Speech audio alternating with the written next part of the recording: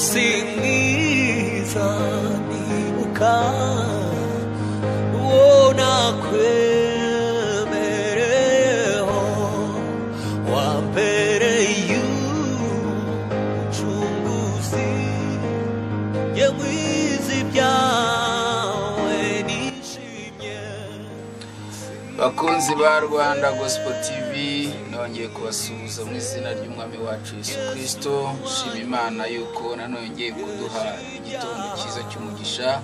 Uyu ni umunsi wa kabiri wacu wo gusenga, umunsi wa kabiri mu minsi 40. Rero ndashima Imana kubwa buri wese turi kumwe muri aya masengesho, kandi nzi neza yuko buri wese arimo ahabwa umugisha. Reka uyu mwanya nongere ngufate shimira Imana kuko tubyutse turi amahoro. Nongere shima Imana kubwa buri wese uri muri aya masengesho. Nongere shima Imana kubwa buri wese udikifuzo ngo tumusengere muri aya masengesho.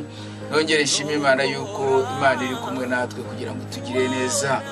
Data wera nyiringabo Imana, nzamuha izina ryawe ndishyira hejuru mvuga ngo uruwera. Iki ni igitondo cyiza cy'umugisha, uyu ni umunsi mwiza wongeye kuturemera ngo tunezererwemo. Nyemerera mwami w'abami nyiringabo uhure na buri wese mwami wanjye uri imbere yawe muri iyi minsi 40. Abona ukuboko kwawe kwiza gukomeye, abona imbaraga n'imbabazi biva kuri wowe mwami w'abami nyiringabo Imana. Turimo turavuga mwami wanje kongera kwambara imbaraga z'ikindi gihe. Abahungu n'abakobwa bawe mwami bakeneye imbaraga zawe, bakeneye kugirirwa neza nawe, bakeneye gufashwa no gushyigikirwa nawe, bakeneye kurengerwa nawe, bakeneye gutabarwa nawe mwami w'abami nyiringabo. Nyemerera iki gitondo mwami nanjye mbingingira mwami kugira ngo bagire neza, mwami kugira ngo barengere kandi batabare mu izina rya Yesu w'i Nazareti. Niwe Imana yo kwiringirwa, niwe Imana y'amahoro, niwe Imana biringira mwami batajya bigera bakorwa n'isoni. Ndabizi neza nyiringabo Imana, ndabizi neza data wera, ndabizi neza ku migambi yawe, ndabizi neza ku byugambire ku buzima bwacu ari byiza gusa atari bibi.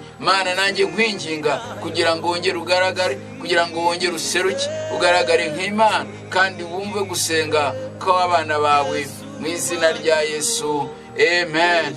Reka iki gitondo twongere gusubira none mu ijambo twatangiye umunsi w'ejo ryo muri Luka ibice 4 uhereye ku murongo waho wa 10, 11, 12, 13. Aho ngaho havuga ngo maze Satani aza kugerageza umwami wacu ari we Yesu Kristo, ariko icyo cyanditswe gisoreza aho ngaho ku murongo wa 13 kivuga ngo amaze kumugerageresha byose, maze Yesu aramunesha. Satani aragera abango yongera kumutega ikindi gihe. Nshuti yanjye ndavugana nawe, birashoboka yuko umwanzi nawe uyu munsi yabaguhagurukiye, umwanzi uyu munsi nawe yabaguteye, umwanzi uyu munsi yabakubuje amahoro. Ariko ndakubwira nshuti yanjye, Uwiteka umwami Imana agambiriye kukurengera no kugutabara. Ijambo ry'Imana rirambwira mu gitabo cyo Kuva ibice byaho 2 umurongo wa 24 ngo maze Imana yumva umuniho wabo,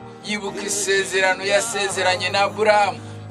Nanjye ndagiye umubwire iki gitondo cya none Imana yumve ko ifite isezerano ku buzima bwawe. Imana yongere ikumve, Imana yongere ikumvire mu izina rya Yesu. Ku ijambo ry'Imana ritubwira ngo amaze kumva umuniho wabo aramanuka aza kuroko bameze. Iki gitondo nanjye ndinginga Imana kugira ngo Imana izirebe mu rugo rwawe uko bimeze, kugira ngo Imana izirebe mu bana uko bimeze, kugira ngo Imana izirebe mu kazi kawe uko bimeze, kugira ngo Imana izirebe muri business yawe uko bimeze. Ndibo ndinginga Imana iyi minsi 40. Uwiteka umwami Imana reka gusange, Uwiteka umwami Imana reka gira icyo akora ku buzima bwawe, Uwiteka umwami Imana reka gusure mu izina rya Yesu. Ndibo ndavugana nawe iki gitondo, nimuranyumva birashoboka ko warayurira, kandi ijambo ry'Imana rirambwira ngo hari kurira kwararira umuntu bwaki impundu zikavuga. Burakeye muri iki gitondo mu izina rya Yesu. Reka ukuboko kw'Imana reka kube ku buzima bwawe, reka ukuboko kw'Imana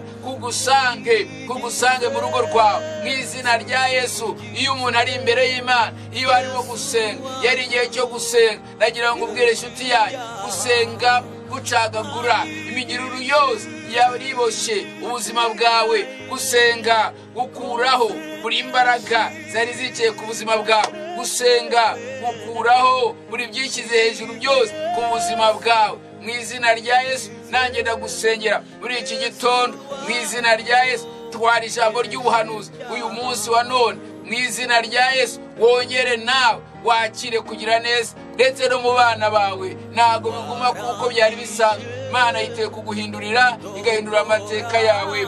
Mu izina rya Yesu ambara imbaraga zo kunesha umwanzi Satani, ambara imbaraga zo guhumuriza umutima wawe, ambara imbaraga zo kongera kugaruza ibyawe byatwawe byariwe n'inzige ndetse n'akagungu. Wowe umurikiye muri aka kanya, ndashaka dusengane. Wambara imbaraga z'uyu munsi, ndashaka dusengane. Wambara imbaraga kugira ngo Uwiteka umwami Imana yongera agaruke gukora ibintu n'ibitangaza, nawe akanwa kawe kabemwe amashimwe. Data wera Nyiringabo Imana, nongeye kugushimira, ngushimira ineza n'ubuntu n'imbabazi zawe. Nongeye kugushimira kuri murwanira ubwoko bwawe, kuri murwanira abantu bawe.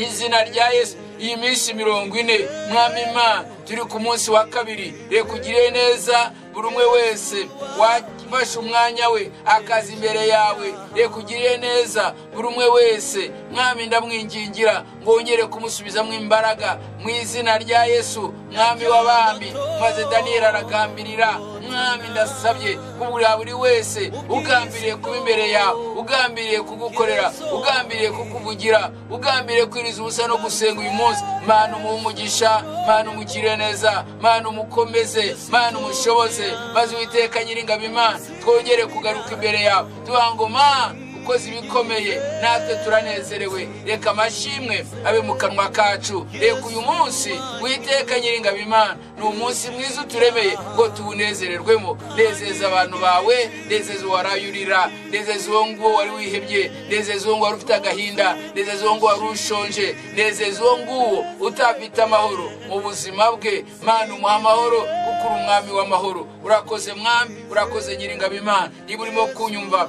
utari wakira Yesu baba umwami n'umukiza w'ubugingo bwawe, nagira ngo uyu munsi nawe umwakire. Subiramo aya magambo uti: mwami Yesu, uyu munsi wa none numvise ijambo ryawe, nsinzwe n'urubanza, mbabarira ibyaha n'ibicumuro byanjye byose, uvana amazina yanjye mu gitabo cy'abarimbuka, uyandike mu gitabo cy'abaho ubugingo buhoraho. Niba usubiye muri iryo jambo iryo sengesho urakijijwe, reka ngusengere. Mana nzima nyir'icyubahiro, reka muri aya masengesho mwami agakiza kawe kabe ku bantu bawe, agakiza kawe kabe ku bahungu n'abakobwa bawe.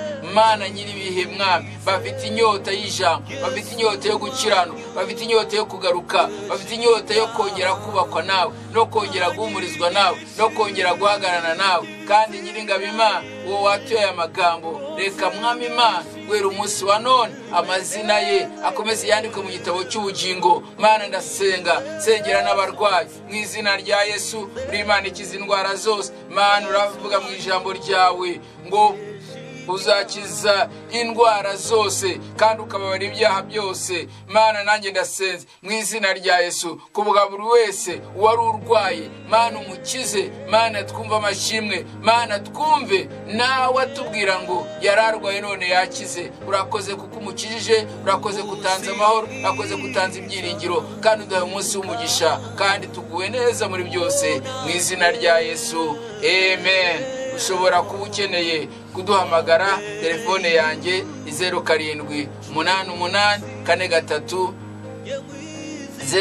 0788430085. wamamagara tugasengana, wamamagara ukampa icyifuzo cyawe, wamamagara tugafatanya muri aya masengesho. Imana ikumere umugisha kandi Imana ikugire neza. Ushobora nanone kuba ushaka gukurikirana izindi nyigisho, agira ngo ubwire ngo kanda subscribe, ukore share, like na comment. Imana iguhe umugisha bakunzi b'iyi televiziyo. Imana ibagire neza n'abantu bose uko muri imbere y'Imana, uko twasenganye abitorero ryacu rya Rwanda Victory Mission. Mwese ko musenga amasengesho, inshuti zacu ziri hirya no hino mu Rwanda, mu mahanga agiye atandukanye, mwese Imana ibaho umugisha. Uyu munsi wabera umunsi w'umugisha mu izina rya Yesu, amen.